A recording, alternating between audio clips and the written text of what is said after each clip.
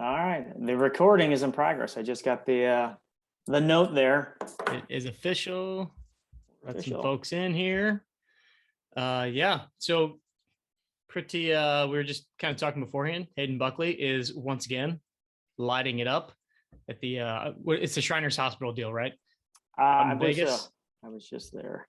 So I was just alerted by my buddy TJ that he got a hole in one today on number 17. Hopefully he doesn't have to go buy drinks out on the Vegas Strip tonight. That would not bode well for tomorrow, unless he's buying drinks for everybody else on the PGA Tour. Get them a little knockered up. But so yeah, the 280 grand that he won for the T4 last week, gone. Yeah. Vegas ain't cheap.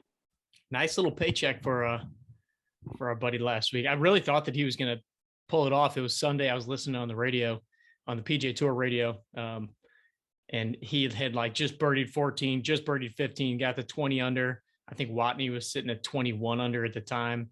I'm like, man, if he can knock one of these in these last three holes, but apparently those last three holes at Sanderson Farms are not super easy birdie holes. But yeah, just to see him up there on the leaderboard again, top five. So he was supposed to be the first alternate for this event this week, which he probably would have gotten in, I guess, being the first alternate. But that, I think, top 10 secured his spot getting in there. And TJ told me that he had a hole in one at the Sanderson Farms last week. So talk about having your irons dialed in. Man, he's in pretty good shape right there. So what do you think is going to be like the catalyst that's going to take him to the next level? I mean, you walked with him, you know how good he is at every little thing. So is it putting? Is it chipping? That's kind of his chipping is not good. For those standards, not for yours and my standards. You know what's really funny is, and Hayden would appreciate me saying this. His caddy Brian would definitely appreciate me saying this. But that week that we were out at Victoria National, legitimately 4 or 5 chips. Oh no! He's frozen. That there's one he just made a bad decision again. Yeah, you need to go to the office. We got the office figured out. I know. I had to take my car into the shop, which is right down the street. So I walked back home. Yeah, now the office is the fast internet space. Gotcha. Yeah. So what'd you say? He missed he dropped, what'd you say, like 4 or 5 strokes just because of a not great chipping? Yeah. One was a bad decision, just choosing a putter in fluffy grass, where all of us on the side were like, what is he doing? And he kind of flubbed that one. Had a couple other chips that just were not. What's up, Marina? That just were not good chips. And so Brian even said that night, he's like, dude, if our boy here, and he was pointing right at him, saying it right in front of him, he's like, if our boy here could chip, we'd be winning PGA Tour events left and right. So hopefully they've been working on that. Obviously, he doesn't really need to work on his iron game right now because he's dropping hole-in-ones left and right. So, but I would say that was the biggest thing that we saw was, and lag putting. He was struggling with some lag putting. He could make some big putts, but sometimes he just wasn't. He was forcing himself to have like 6-footer, 8-footer off of a really long putt, where he just had to have to make a really nervy 8-foot putt, 6-foot putt just to save par or whatever it was. So, right. I'd say those were big things. And then if his chipping is better, then he's got way less lag putting. Yeah. So it kind of fixes itself. Yeah. Nice. Yeah. Hopefully if he's chipping, he's not having to lag putt. That's not a good sign either. No, that's unfortunately, I'm a pretty good lag putter. But that's by total necessity. Yeah. So I had a pretty cool experience yesterday, and maybe this will lead into some things that we talk about today. I had a chance to play in a member guest event at Belle Reve Country Club, which is a pretty swanky place. And I got to play with my client who I talk about a lot. His name's Andy Frost. He's won the club championship there 11 times. But also it was kind of a neat event. You had 5 people on a team. It was 2 members, and then each member brought a guest. And then we were assigned a golf pro from the area, so from the Gateway section. So we played with a guy who, Ryan, you're going to appreciate this guy's name, Nash Axel. Phenomenal, phenomenal golf name. That's a good rock star name also. Yes. Nash Axel. It feels made up. Yeah. Oh, I can tell your story is a lie already. This is a joke. Yeah. But so for like the backstory, Bellerive is where they held the PGA Championship in 2018, when Brooks Koepka won it. So yeah, it's a legit track. Yeah, and they just right after PGA Championship just ripped out all of their greens, put in new greens. They've got the sub air under. I mean, these were some of the best greens I've ever played on. Not as fast as we were expecting, but we had some rain over the last couple of days, so we were kind of caught off guard sometimes with the putts not being nearly as fast as we thought they were going to be. But the event was awesome, and for me, all of these guys. So Nash is a scratch golfer.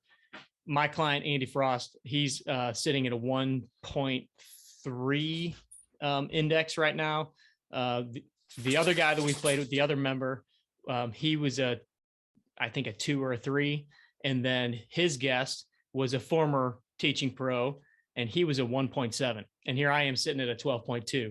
So I'm playing with these guys that are, light years above my skill level. They've all been playing for ages, and it was so fun to watch these guys hit shots. 2 of the guys were just bombing balls past me, but like just the decisions that they make, the shot, like they rarely missed shots. And you could even tell the difference between the guy that was a 2, he's a 2 or a 3, versus Nash and Andy and the other Jeff, who was a 1. Like just the difference of those couple of strokes as a handicap or as an index, how much more steady the other guys were compared to the Dave, the 3 handicap. But it's also interesting how you kind of start to play, and we've experienced this in other sports. I'm sure you guys have too. I know, Ryan, you probably see it with Murphy's soccer team and everything. You tend to play towards the level of your competition or the people that you're playing around. So I played way better than I have very recently, like just better decisions, better shot making, better swings, much more fluid swings. And it was really impacted by being around these guys, watching how they executed, and just, thinking a little bit more clearly, being a little bit more focused in the game than, when I'm out there hacking it around on Friday morning. Sometimes when we have handicaps ranging from, a 6 to a 30 or whatever it might be. So it's kind of cool how when you have people around you that are playing really well, and that's kind of the importance of being around a team and having a team around you that can help push you a little bit and challenge you a little bit. And it was super uncomfortable knowing that I was the worst player out of 5. And we played 27 holes. The last 9 holes was a 5-man alternate shot. So we scooted everybody up to the red tees, to the forward tees, and then you rotated shots. And so when I came to the 17th hole, I had the tee shot, and it's a bit of a daunting, it's a par 5. There's a big creek on the right-hand side. Ryan, my miss is a flare out to the right and tends to be drawn magnetically to creeks. And so I stood up there, and I'd be lying if I wasn't a little bit nervous. I hit a good ball down the left-hand side, just kind of faded a little bit right into the middle of the fairway. And I turned around, and they were all just looking at me and laughing. And they're like, how's the heart feeling right now? Cause I was like, so it felt great. Andy was after me. He put one up on the green. We ended up, we birdied that hole. So, but it was interesting to be in that competition, knowing like, okay, there's a little pressure on me here. I know I'm not nearly as good as these guys, but I gotta draw on something and execute. And so it was fun to actually be able to do that in the pressure moments. Oh, that's awesome. It's I've on a couple Sunday nights, we still play soccer, and on occasion we'll have guys out there who play professionally, and I'll play next to them. Like, I don't want to screw up. I don't want to look like an idiot. Like, I don't know what I'm doing. And I play way better next to those guys. And every single time I'm a little bit tighter, but I think that's a good thing.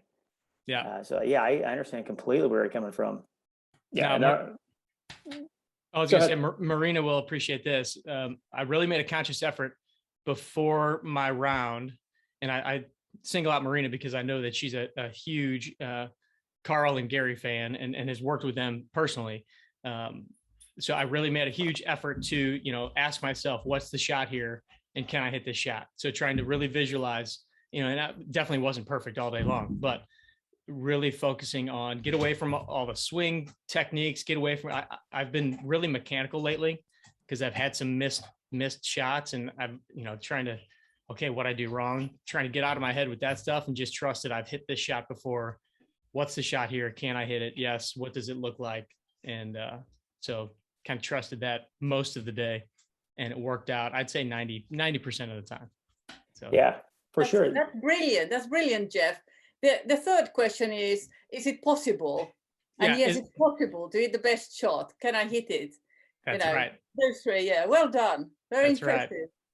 Yeah, it's funny because it takes a lot of concentration to draw yourself back into just being focused there, right? Like to get away from the distractions, get away from if the last shot wasn't a good one, what did I do wrong, and get into the mechanical piece. But again, try to step away from that, get back into those questions, and then just really, really focus on, trust your shot, and that'll create the swing.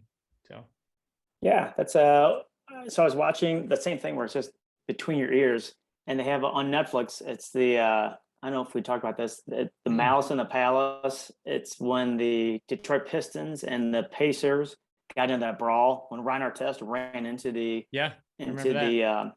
stands because some moron threw a beer at him. And so Reggie Miller, they were talking to him, who, Hall of Fame, one of the greatest shooters to ever play in the NBA. He's like, there are so many guys out there that have the physical attributes to play in the NBA, but they don't have it in between the ears. Like, we're all good. We're all athletic enough to do this, but that's the difference between those guys and those guys. And it's really the same. Like, we talked to Justin, who, tried to play professionally, and he's got the natural ability or the ability to do it. It's just, God dang, golf is such a mental game. So damn frustrating. Yeah. It's those things that separate and that's talking about Hayden and what's going to take him to the next level. It's like, we're going to see, does he have that next gear that all these other, really, really high level players that we see. I don't know if any of you guys follow Max Homa, but over the last year or so, Max had a podcast with Shane Bacon, which he's stopping the podcast because he really wants to focus more on just focusing on his golf. In fact, that's why he told me he couldn't come on our show, because he was really trying to kind of simplify things, which I totally get. But he has talked over the last, the podcast is called the Get a Grip podcast. And if you get a chance, I would go listen to it, because you get to hear Max talk through what his experiences are out on the course, what he's working on. He works really closely with Mark Blackburn.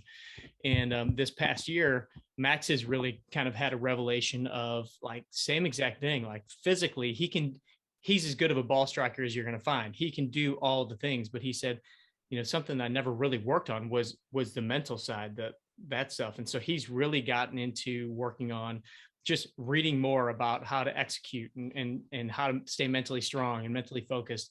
And it's kind of interesting because over the last couple of years, Max has gone from, I think 4 years ago, he was like ranked number 900.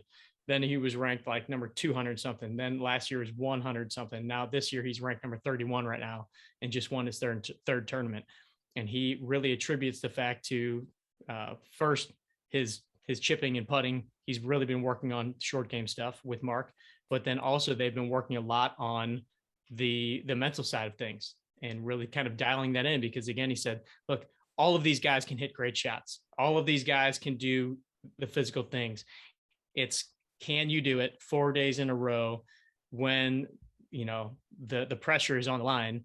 And that really comes from being able to tap into that mental and physical ability throughout those 4 days. So it's just so important to realize how much that has and how much that plays into the golf game. But, for what we do here, even mentally being able to execute on whatever you're trying to do, whether that be your diet, your nutrition, your fitness, your golf game, your practice, all of those things.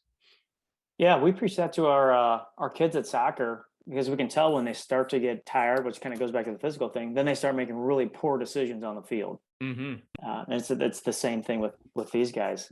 Maybe Hayden was a little tired and he felt like he should putt that thing out of the rough instead of, nah, I don't feel like getting that club. I wish I could say that was the case, but it was like the third hole. So it's a bad decision. Right. Plus, he's an 18 strong guy, so he never runs out of energy. Never runs out of juice. It's a fact. It's science. Yeah. Do you remember? This is probably 5 or 6 years ago, where it might have been Dave McKenzie, who's one of the mind coaches out there, and I think it was him who had spoken to like Jordan Spieth. And Spieth was like, I'll just figure it out. And then he went and rattled off like 3 majors in 2 years. So I wonder if Spieth has revisited that now that he's kind of found his form again. That's a really good question. I want to say, no, I remember this specifically now. So it's when I went down to Dallas and visited with Damon Goddard. He is Jordan Spieth's physical trainer. And so I was in Dallas for a podcasting seminar, reached out to Damon and said, hey, can I come over and hang out at your gym for the day, see what you guys do? And we'd kind of become friends at that point. So he's like, yeah, man, come on over. He goes, in fact, make sure you come over, because I was going to come like Thursday or Friday. He's like, make sure you come over on Friday morning, because Jordan and a couple of the other guys are going to be here. So I got to actually spend an hour and a half with Jordan Spieth in the gym, which was super cool. It was after he had won the Masters. After he won the Masters, and I think before he won the US Open. So he was already a major champion at the time. It was pretty cool. And Damon was talking about another one of his female players, because they had it on TV, the LPGA was going on, and one of his players was on there. And he said that she just started working with a mental game coach. And I asked, does Jordan work with anybody? And he's like, he's actually like talked to a couple guys, thought about bringing him in. Then he was like, you know what, forget it. I got this. And then that's when he went out, won the Masters, and then won the US Open.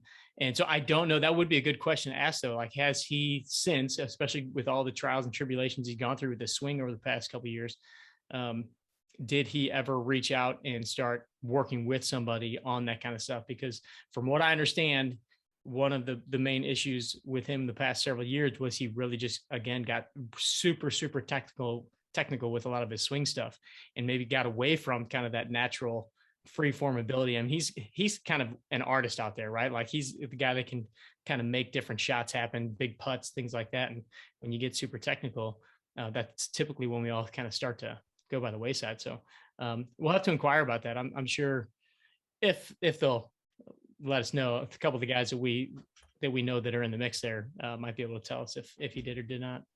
Yeah, I mean, it's kind of funny when it was right when he, I think, got married, and this is like his high school sweetheart, right? Mm-hmm. And everyone is like, oh, here goes his game, and it did happen, but it's not for the reasons that these idiots think. It's because his priorities changed a little bit. And to be on the tour, good God, the amount of commitment you have to playing golf is off the charts. Mm-hmm. So I can imagine trying to be a dad and a husband, or a good dad and a good husband, and still play at any sort of level like that. So yeah, that could be part of it too. Especially when you pretty much know that you have everything financially covered for a while. And it's the decision of, okay, family life. I think they're expecting now, like all those kinds of things. I remember Jason Day saying, that he knew what it took to get to number one, because he was number one in the world at one point. And they were asking him, like, so what do you need to get back there? And he's like, look, I'm going to be totally honest with you. Right now in my situation, because he has a couple kids and the family travels with him on the road, he's like, I don't have the desire to put in as many hours and time as I know that it takes me to get back to where I need to be. And like, he was just super honest about it. And it's like, that has to dominate every ounce of your being for the most part. And you got to be out at the course so much. Got to be so mentally focused, and you got 2 kids, you got a wife, and you've got millions of dollars in the bank. I would say it would probably be very hard to not be, kind of pulled into a bit of that security and say like, hey, I'm going to take a little time to enjoy some of this while these kiddos are young, and I can't be out there grinding it out. So I think that there's a lot of truth to seeing a lot of those guys in that situation kind of fade a little bit and then, kind of get that desire back. Yeah, I mean that's a perfect recipe for complacency when you've Mhm. what else is there left for me to do here? Yeah. Like I'm good. How Tiger and Jack Nicklaus and those guys did that for so long. That is amazing. Yeah. That's a tremendous spirit. So kind of along those lines, Marina on the board here. Yeah, we can get into some questions here. Can I ask whether you have any idea how these guys plan their rest days as they're traveling and practicing so much, and then plus when do they find time to work out? Yeah, it's different with all the guys. I mean, I probably know Hayden the best as far as that's concerned, and just through talking with some of the other fitness guys and medical guys, they all have their different schedules. A lot of them, try to get into wherever they're going on that Monday, and some will try to practice a little bit that day. Some will just kind of take time to go and work on their body stuff and get some workouts in, or even just do some mobility stuff. And then depends on if they're playing a pro-am. They often have a pro-am on Tuesday or Wednesday. I think they split the guys up. Not every pro plays in the pro-ams, but most weeks they're going to have some sort of obligation along those lines. And then it really depends on what the guy likes to do. Like a Brooks Koepka, I know that he, just from reading articles and things like that he likes to get in like his full-blown weight sessions, I think like 3-4 times a week. So he'll go, and depending on what time his tee time is, he may go get a workout in the morning. I think it was, if he's not playing in the morning, he'll go get his workout in. If he is playing in the morning, a lot of times he won't go do the workout in the afternoon. So he must just prefer to work out in the morning, and then maybe he'll just do like some stretching or whatever. I know that Hayden is like a super what's the word, structured guy. So like he has his routines, and you pretty much don't mess with his routines. He brings his Xbox everywhere he goes. So on his downtime, he's either, just chilling and watching a little TV or playing a little Xbox. He gets up and does his stretching and mobility stuff. During his weeks, he doesn't really hit the gym, or at least he hasn't, because really in a lot of situations, they don't have a whole lot of facilities. But now that he's on tour, he'll have more access to like the fitness trailer and that type of things. So some of the guys will get in a couple days, and then it usually tapers off towards, they'll do a little bit more towards the beginning of the week if they are doing some resistance training. And then as it gets closer to Thursday, Friday, they'll kind of taper off and then typically do some more just mobility work. And then maybe even some of the guys will get soft tissue stuff done from the chiropractor or massage therapist or whoever is on tour there. So they're all very individualized. I mean, some of the guys do nothing, and some of the guys, from my standpoint, would be overdoing it. But again, they kind of find what their balance is and what they like, and they all have their own different structure. Gotcha. So to each his own is the whatever works for you. Yeah, pretty much. I mean, I think that the biggest piece is that they stay moving. I think all the guys have some sort of a stretching or mobility or routine that they end up doing probably almost every day when they're on the tour.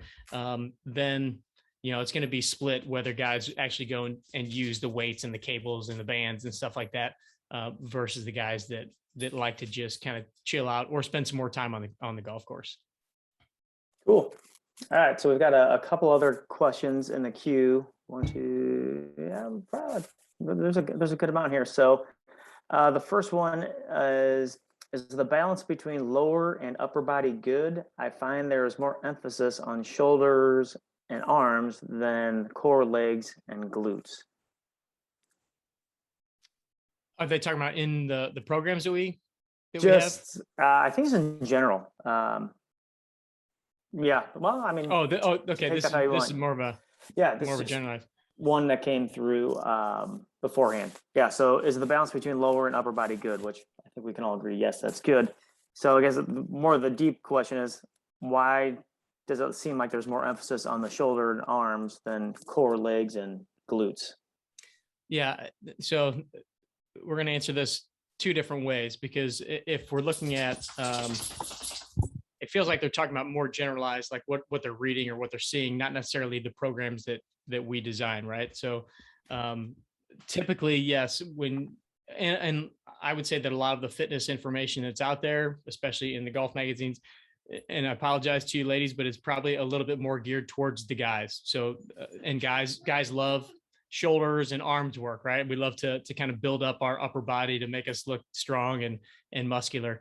I feel that hang on, I'm going to let the dog out of the room here real quick. I think the kids are home. Dog's crazy. Yeah, and I think I wish I could remember who asked this question, but I think he or she is right that it does. There's a lot of focus on the show muscles because that's what looks good on the cover of every magazine. Yeah, I mean, if you're reading, especially like a more generalized fitness magazine or article or something, especially for guys, it's going to be more just like for women. It's geared more towards the legs and the glutes and things like that, and that's all just more show related kind of stuff. But for the way that we design programs, first of all, balance is key. So that's why in all of our programs, if we're doing, and most of our programs that we have designed are more total body strength training days. There are definitely programs that I designed for clients. Like Hayden loves to do an upper body day and a lower body day. So a lot of times we'll break those out for him. I tend to do a lot of upper body day, lower body days, because you can just, depending on your time, you can get more in. And if you're going to be doing 4 or 5 days a week, you can split it up a little differently. If you're doing 2 or 3 days a week, I like to kind of go total body so we can hit a little bit of everything. So yeah, I think the balance between upper body and lower body is very important. I would almost say that, we should steer a little bit more towards being heavier on the lower body in general, especially for us as golfers, just because the stronger your lower body is, the better base of support you're going to have, the more stability you're going to have, the more awareness you're going to have of what your reactions on the floor are on the ground. And that's really where the golf swing starts, right? So the more we can create good footwork, good balance, good stability from the lower body, that's going to be important. For guys, specifically for the reason that this person said, like, we've grown up thinking about doing shoulders and arms and chest and back and all that stuff. And so typically legs are very neglected. And that's where, for most of the guys that I have seen, that I've had the chance to see in person, once we start getting them doing some of those, lower body exercises that you're probably tired of me talking about, split squats, lunges, deadlifts, those kinds of things, it's amazing how much stronger, and really what they see as a result on the golf course too, but how much stronger they feel, how much more balanced they feel. So that's really important. Now, you'll notice that in our workouts, typically the first 4 exercises are a little bit more of bigger movements. They tend to be more compound movements. So like a pressing exercise, it involves more than one joint. A squat, a lunge, those kind of things.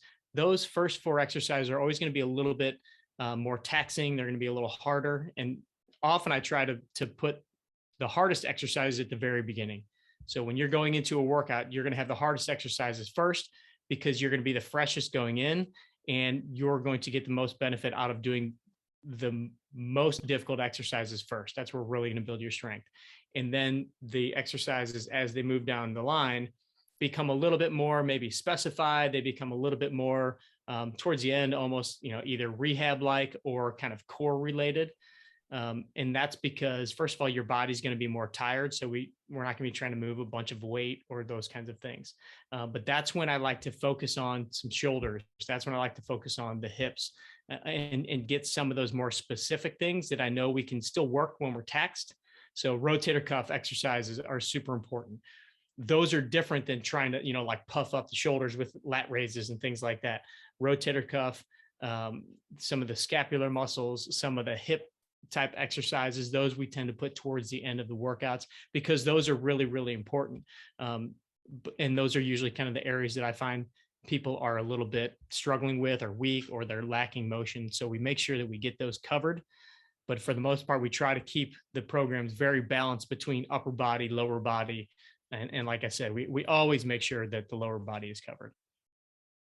Yeah, it's again, we grew up with guys skipping leg day all the time, and it's like building a foundation on sand because I mean that's the first thing that touches the ground is down there. Plus, I remember you telling me this for like weight loss, if that's what you're after, fat loss, those muscles are so big they burn a lot of calories. Yeah. You know, when you're doing things like that, and it's crazy that I just learned this in the last 30 seconds that you stretch. I've been doing these workouts. You've been giving it to me for however many years, and they do get easier at the end of the workout. And I notice that all the time. And I didn't know there was a reason for that. I'm like, oh, this isn't so bad. So yeah. Also mentally, yeah, I like to make you a little happier as you go towards the end of your workout. I've got one guy that I see in the gym on a regular basis when he's in town, and he's 73 years old, and every single week, like that, I switch up a program. He's like, "That's the hardest exercise you've ever given me." I'm like, "Well, let's wait till next week." But he understands the progress of like, you know, we start harder, then we kind of get into kind of the less taxing exercise at the end. And so anytime there's something that's kind of challenging for him at the end, he's like, whoa, you said the hard stuff's at the beginning. This is supposed to be the easy stuff. And I'm like, no, it's just hard for you. It's not hard. Doesn't mean like we're not doing a 300-pound squat, you know, like you're doing a little hip mobility drill, but you're just really bad at it right now. And so you really don't like it. So now you think it's hard. But the actual intensity of the exercise is not as much as like doing a split squat with dumbbells and things like that. So, all right, but that's outstanding. Yeah, I'm glad you picked up on that, Rhino. After how long have we been doing this? 13 years? Yeah, it's been a long time. So Jay has a question here. So I just finished the Golf Body Blueprint Beginner, so I'm assuming that's an Activate. So well done there, Jay. That's awesome. Nice. Yeah. Awesome. Congratulations, my man. So what do you recommend next? So the intermediate blueprint. So there is no intermediate blueprint, but go on, Jeff, with what kind of the progression is there. Yeah. So if you just did the Golf Body Blueprint, we're assuming you did the Activate program. Let me and Jay, you're welcome to hop on and unmute yourself if you want to chime in here. But the Activate is kind of we would call it the beginner version of the Golf Body Blueprint. And then I would go straight to the regular Golf Body Blueprint is what would be next is if that's kind of what you're, okay. Yeah. So he said, correct. He did the Activate. So yeah, I would definitely just go into now the Golf Body Blueprint. You're going to find that the layout is very similar. There's going to be some added high intensity training stuff in there that will be a little bit different. The exercise layouts will be very similar, but again, kind of different exercises. There's going to be different angles, different ways of doing some of the different exercises. So it should feel very fresh. It'll feel like a bunch of new exercises, but recognize that there are a lot of the same basic movements that you've already been doing. We just kind of change them up a little bit. Reps are a little bit different as well. But that's a perfect progression right there. All right. Very good. Okay. So this is good. Actually, this starts another question. So what is the youngest age a person should start exercising for golf? And then I added this one, and for my own edification, what is the oldest age a person can benefit from exercising for golf? See what I did there? Yeah, I feel like that's a bit of a sucker question there, Ryan. That's why I threw it out there. So the youngest age that somebody can start working out for golf, I guess it kind of depends on what your definition of working out is. I had a 9-year-old girl come to the gym to see me last week. Which sounds really, really young. In fact, she's probably the youngest client I've ever worked with. She is a super high level golfer though. She has already played in a couple national tournaments. She played at Pinehurst earlier this year in like a 3-day event. She just barely missed the drive, chip, and putt qualifications like 2 weeks ago. But first and foremost, she loves playing golf. And she is the one that asked her dad if she could come see me, because she has a friend that she plays with at the club who is a client of mine. Her name is Casey. Casey is 15 years old. So this younger girl is 9. She plays with Casey a lot and knew that Casey goes to see Jeff, the trainer. And so she asked if she could go see him. They both have the same coach too, who I know very well. So the answer to this question is you can start pretty young. Now, do I recommend that 9-year-olds should be going to see a trainer? I really think 9-year-olds should just be 9-year-olds and go play sports and do all these different kinds of things. But it doesn't hurt to have a little bit of knowledge and structure on some proper exercises. And so I've done this with my kiddos. I know Ryan and I have talked about this for his son Murphy's team and his daughter Maeve's team, just teaching them some of the basics at an early age. So 8, 9, 10, I'm not going to get them doing much with weights or anything like that. Maybe like some rows or something, because that's a hard exercise to progress without having some sort of resistance. But doing some lunges, teaching them how to, like, what a proper squat position is, getting them challenged with some body weight things. So planks and push-ups and teaching them to progress into pull-ups and those kinds of things. So anytime I have the junior players, that's really what it looks like. It's just kind of, and then trying to make it a little bit fun. So like there's no way I would say, hey, okay, I need to see Haley 3 days a week, for the next 6 months and really get ready for the seasons. All we're doing is we took a look at how she moves. We took a look at, what are some of the things that we can start to work on to get a little bit more stable and teach her some better form and some better balance and things like that. And then I'm going to give her a few exercises, a handful of exercises that really look like lunges and squats and push-ups and pulls, or, hanging and things like that. Now the sucker question that Ryan asked is how old is too old? I've had a client that I worked with that was 96 years old. And we basically, I went to his apartment, and they had a little fitness center in their facility. And we went down there, we walked around, we did some seated rows. We got him up and down out of the chair. And it was like just getting him moving. And he loved it. And it was like the highlight of his day. And he was still, funny enough, he still went to the office every single day. He was a very, very high level financial guy at a company by the name of AG Edwards back in the day. And so just those things, working on balance, working on stability, working on, being able to still know how your body moves and feel how your body moves. If you're swinging a golf club, you're going to benefit from exercise, because at all our entire life, as long as you're able to swing a golf club, you still need to learn how to balance. You can still get a little bit stronger. So even though as we age, our muscle mass tends to deteriorate, our strength tends to deteriorate, that doesn't mean that we can't, first of all, kind of slow down that progression. But I've even seen with my clients that are 60, 70. So Greg, the guy that's 73 that I was telling you about before, he is way stronger now at 73 than he was at 68 when we started working together. So he's walking the golf course, he's carrying his bag, he's hitting the ball just as far, actually he's hitting the ball farther now than he was at 68.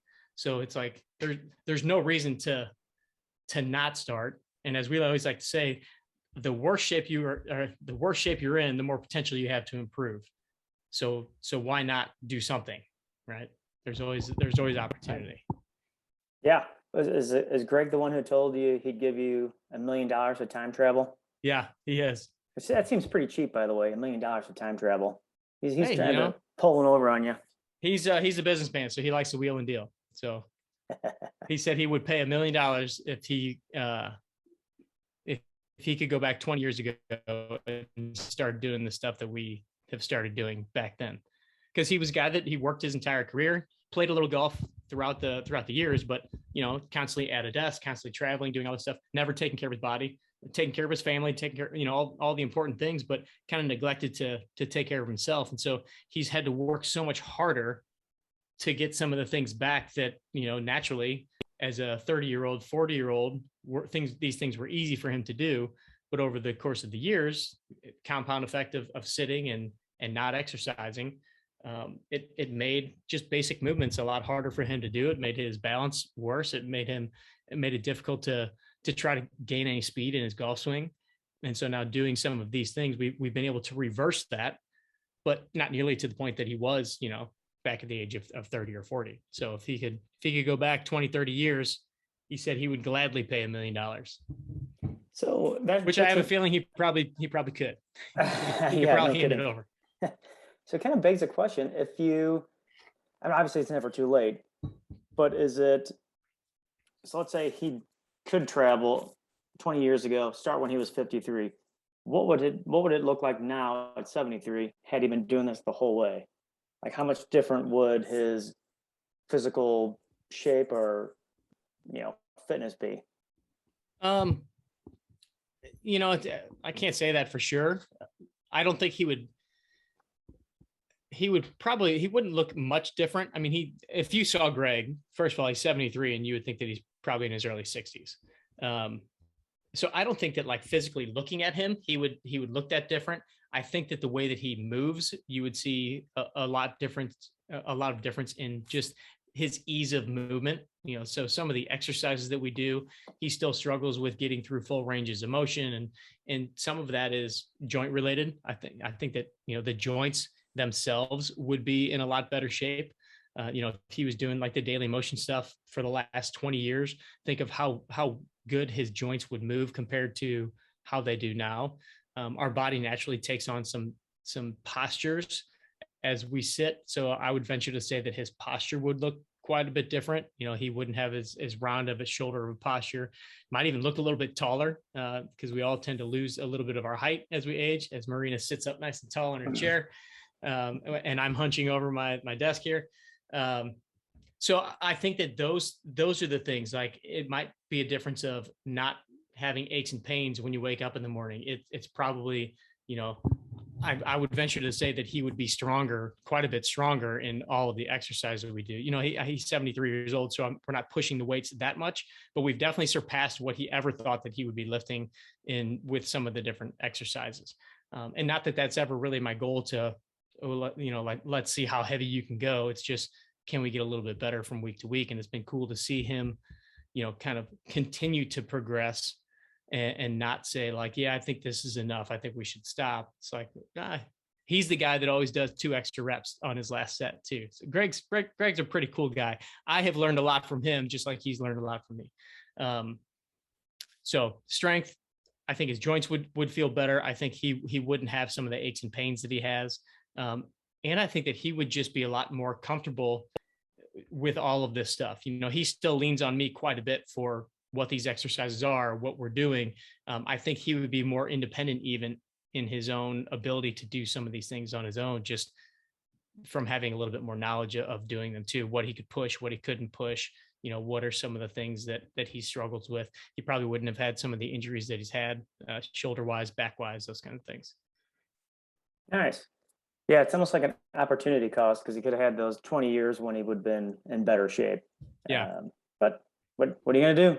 He doesn't. Yeah. Well, I was going to say he doesn't have $1 million of time travel. He has $1 million, just not the time travel. Yeah, and you wonder, like, what would his golf game look like too? Because he neglected that as well. So he neglected the physical. He neglected the skill part of it as well. So I would bet.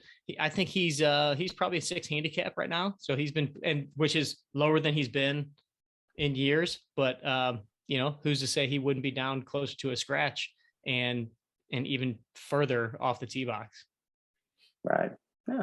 That's what makes these debates so fun. These discussions. No answer. No real answer. That's right. You can't be wrong. It's like being the weatherman. It's fine, no matter what the answer is. All right. So this one I like. So what is I like all the questions, but this one, what is the big difference between TPI and regular golf fitness? So Titleist Performance Institute versus just, I guess, kind of what we do. Like, what is that was the question. Yeah. I mean, people ask me all the time, oh, so do you do TPI? And I'm like, well, I'm TPI certified. And TPI, just for you guys that might not know, is the Titleist Performance Institute.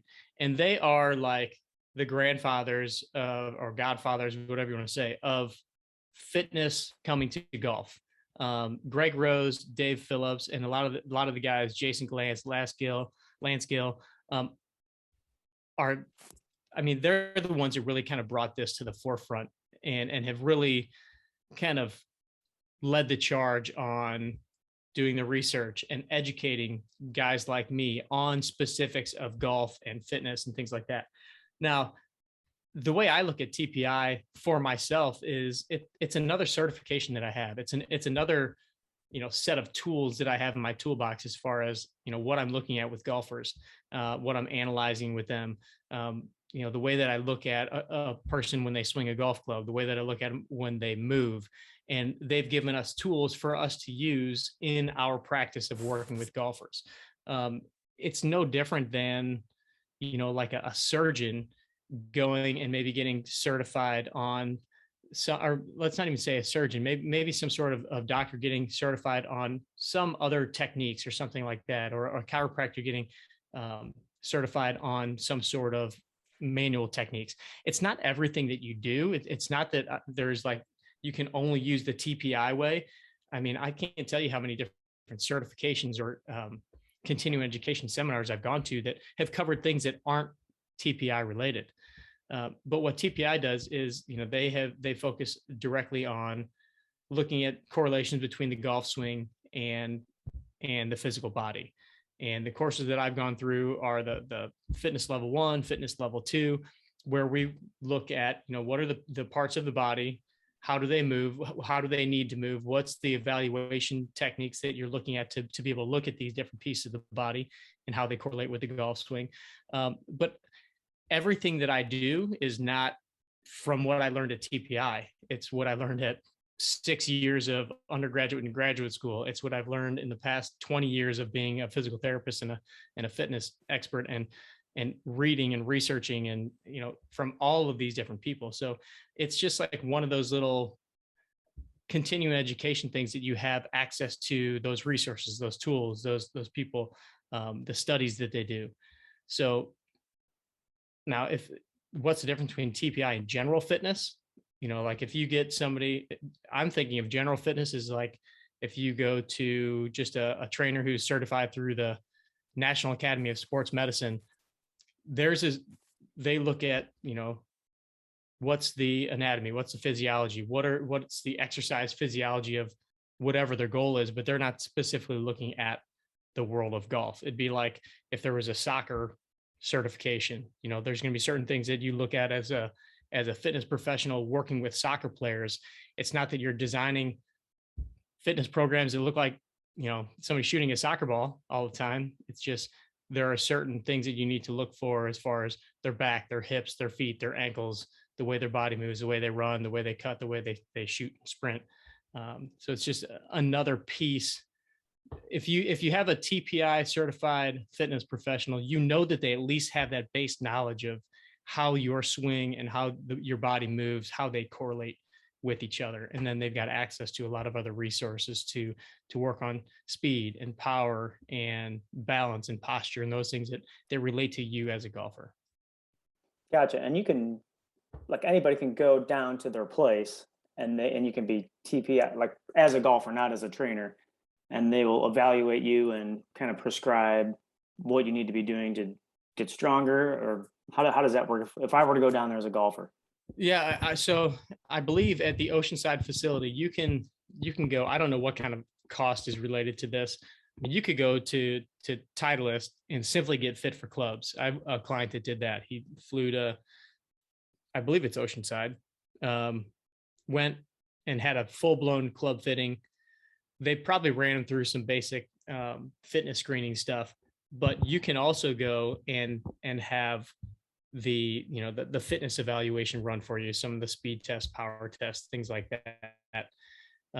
But you can also find most likely now you can find a TPI certified professional somewhere in your area. So if you went to the Titleist Performance Institute website, you can go on and by type find an expert, and you'll likely find somebody within your area that is a fitness professional that has at least gone through the level 1 course, or even a golf pro that has gone through the level 1 course, and they can run you through a basic evaluation.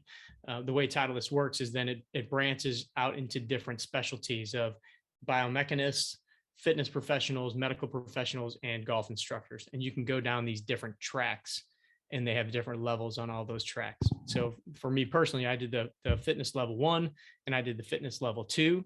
I have not gone on to do level 3. I've not gone on to do any of the biomechanist stuff. They have a junior coaching track. So there's all these different tracks that they have through TPI that coaches go through, which I hear nothing but great things about all of the different tracks and all the different levels. So what I like about it is, that if somebody's gone through one or more of those tracks, they have a very good understanding of what they're talking about. They're a qualified individual that has studied and gone through the course. And it's not just a 2-hour online course. Like these used to be all in-person courses. Now with COVID and everything, they are doing streaming, and they started that a little bit before COVID even. But I mean, they're good 8 to 10 hour courses that you're going through in order to understand the information. Gotcha. Yeah. So no geek off the street is TPI certified. That's excellent. Oh, no, Yeah. I did MapQuest it. They are MapQuest it. How old am I? I Google mapped it. They are in Oceanside, California. They're 5 miles away from Linksoul. Yeah. Right Oceanside's a pretty dense golf place. Yeah. All right. Well, if they get California figured out, maybe we can move there. We'll see. Okay, so I've got Thank you, two Marina. more. I'm sorry. Yeah, so I've got 2 more questions here in the queue. Let me know, guys. Everybody's on the call. So this one is: so I started doing push-ups in the morning along with my normal stretching. Should I do push-ups daily or every other day? Just depends on what else you're doing. I've talked to Kendra about this, Ryan's wife, because I think she was doing push-ups every day or something like that, and she was getting some neck pain and issues.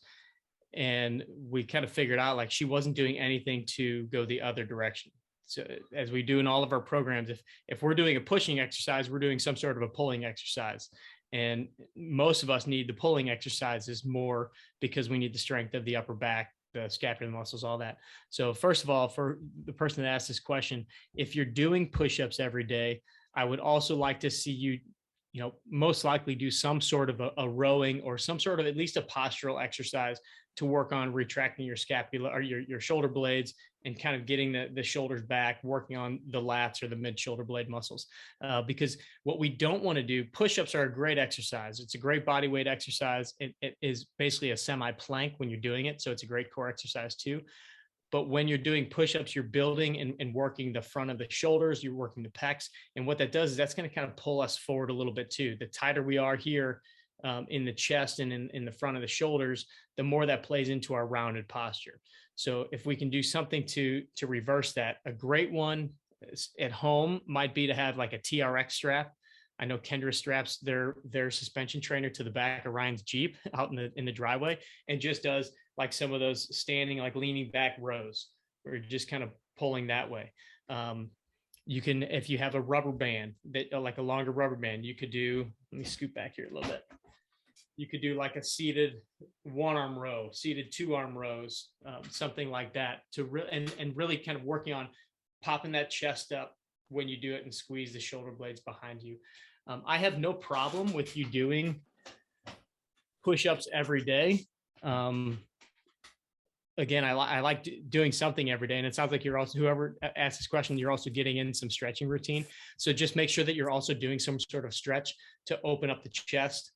Could be like laying on your back, doing almost like a little snow angel kind of thing, or just laying on a foam roller with your arms straight out, just to make sure you're opening the chest up a little bit and not falling into that posture from all those push-ups.